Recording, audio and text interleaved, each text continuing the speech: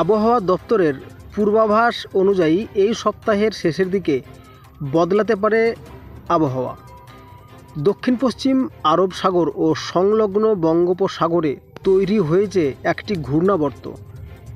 এই ঘূর্ণাবর্ত আগামী 24 ঘন্টার মধ্যে নিম্নচাপে পরিণত হতে পারে। তার পরবর্তী 2 থেকে 3 দিনের মধ্যে নিম্নচাপ গভীর নিম্নচাপে পরিণত হবে এবং সেই নিম্নচাপ ধীরে ধীরে উপকূলের দিকে এগোবে এবং পশ্চিম ও উত্তর পশ্চিম দিকে এগিয়ে এটি অন্ধ্রপ্রদেশ উপকূলের কাছাকাছি যেতে পারে বা এর গতিপথ বলে কিন্তু আশা করা যাচ্ছে। তবে এই নিম্নচাপের জেরে আমাদের দক্ষিণবঙ্গে কতটা প্রভাব পড়বে তো সেটাই এখন দেখার বিষয় রয়েছে। পাশাপাশি আমরা দেখে নেব বাংলাদেশেও এই নিম্নচাপের প্রভাব কতটা পড়তে পারে। তো সুপ্রিয় সুধী দর্শক, আজকে হচ্ছে 20 অক্টোবর সোমবার। তো আপনি কোন জেলা থেকে আমাদের এই আবহাওয়ার আপডেটটি দেখছেন, অবশ্যই আপনার জেলাটির নাম আমাদের ভিডিওর কমেন্ট বক্সে লিখে জানাবেন। আজ দক্ষিণবঙ্গে বৃষ্টিপাতের কোনো রকম সম্ভাবনা একদমই নেই।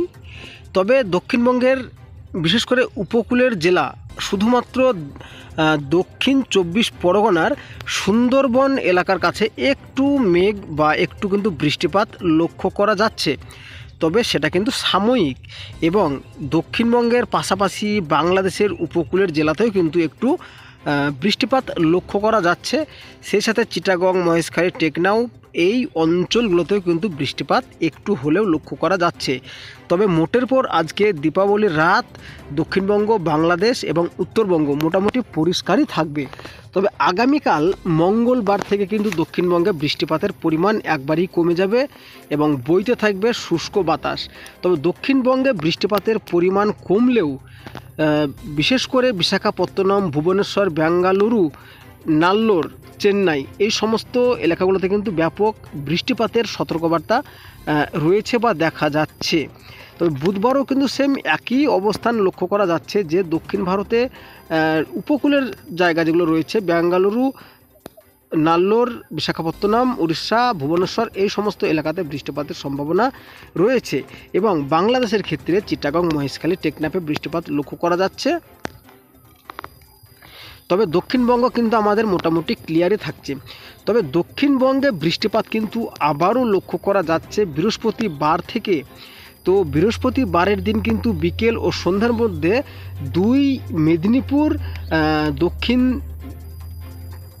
24 পরগনা, হাওড়া, হুগলি, কলকাতা এই জায়গাগুলোতে কিন্তু বিকেলের পর থেকে বৃহস্পতিবার বৃষ্টি শুরু হবে। পাশাপাশি বাংলাদেশের কলাপাড়া, খেপুপাড়া, মাথাবেরিয়া এই সমস্ত এলাকাগুলোতে কিন্তু বৃষ্টিপাতের একটা সম্ভাবনা লক্ষ্য করা যাচ্ছে এবং চিটাগং, মহেশখালী, টেকনাফ এই সমস্ত অঞ্চলেও কিন্তু বৃষ্টিপাত লক্ষ্য করা যাচ্ছে। তবে আরও একটা বিষয় আপনাদেরকে জানিয়ে দিই যে শুক্রবার থেকে কিন্তু দক্ষিণবঙ্গের আবহাওয়ায় বিরাট পরিবর্তন লক্ষ্য করা যাবে। তবে শুক্রবারের দিন থেকে দক্ষিণবঙ্গের বিশেষ করে 2 24 পরগনা, নদিয়া, হাওড়া, হুগলি, কলকাতা, 2 মেদিনীপুর, চন্দননগর এই সমস্ত এলাকাতে কিন্তু বৃষ্টিপাতের সম্ভাবনা কিন্তু লক্ষ্য করা যাচ্ছে। পাশাপাশি বাংলাদেশের ক্ষেত্রে সাতক্ষীরা, খুলনা, ফিরোজপুর, বরিশাল, মাথাবেরিয়া, শ্যামনগর, মতিরহাট, লালমোহন এই সমস্ত এলাকাতে বৃষ্টিপাতের সম্ভাবনা রয়েছে এবং শনিবারের দিন কিন্তু বৃষ্টিপাতের পরিমাণটা আরও একটু বেশি লক্ষ্য করা যাচ্ছে 2 24 পরগনা, হাওড়া, হুগলি, কলকাতা, নদিয়াতে। তবে এই যে বৃষ্টিপাত, এই বৃষ্টিপাতটা মূলত নিম্নচাপের ফলেই হবে যেটা কিন্তু আশা করা যাচ্ছে এবং শনিবারের দিনই বিকাল ও রাত্রের মধ্যে কিন্তু বৃষ্টিপাতের পরিমাণটা বাড়বে দক্ষিণবঙ্গের সব জেলাতে। তবে মোটের পর এটাই দাঁড়াচ্ছে যে শুক্রবারে বিক্ষিপ্ত বৃষ্টি দিয়ে উপকূলের জেলাগুলোতে শুরু হচ্ছে আবহাওয়ার পরিবর্তন এবং শনিবারের দিন কিন্তু ব্যাপক বৃষ্টিপাতের সম্ভাবনা রয়েছে আমাদের দক্ষিণবঙ্গ, বাংলাদেশ এবং উত্তরবঙ্গের বেশ কিছু অঞ্চলে। রবিবারের দিন যেটা দেখা যাচ্ছে, রবিবারের দিন তো একদম মালদা, বাংলাদেশের রংপুর, 2 দিনাজপুরে কিন্তু ব্যাপক অতি ভারী বৃষ্টিপাতের একটা লক্ষণ দেখা যাচ্ছে।